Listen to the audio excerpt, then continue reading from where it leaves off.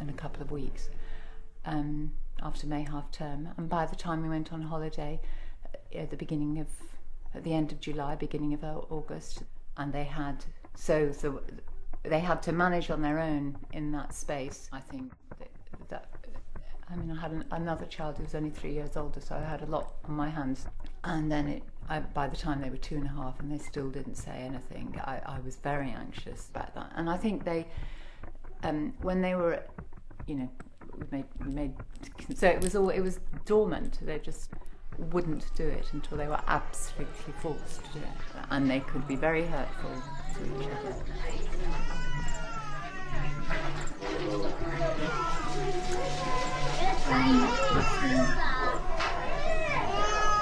Friction just began between them all the time.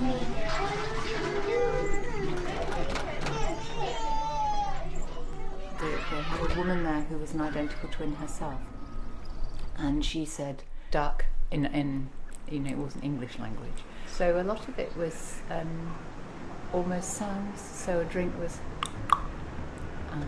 and I took them both into a room on their own, and on their own, I think, and I could understand the basics of I could understand what was going on. So when they were tight-knit little circle, the two of them, they didn't really feel the need. Identical twin boys, and they were playing in the Wendy house, dressed up and communicating in their own language. And I thought their comprehension was behind they were communicating with each other. I didn't really understand. They would never remember the third. I said, well, they haven't spoken of. She said, duck. I was deeply concerned, and I felt that was so sad.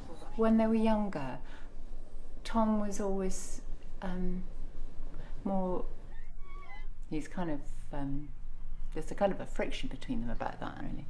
So I found that the nursery near us had 2 spaces.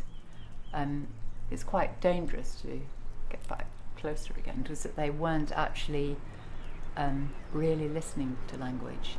So one of the exercises I had to do was to give them a little bag and to ask them to pick up 3 things in their bedroom, 3 toys, and they would never remember the third thing. I don't think I understood it very much.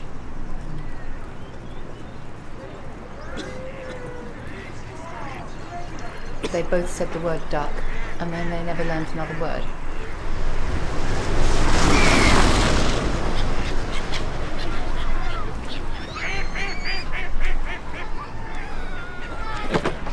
My name's Thomas Hugh Richardson, born on 10th of May 1985. It's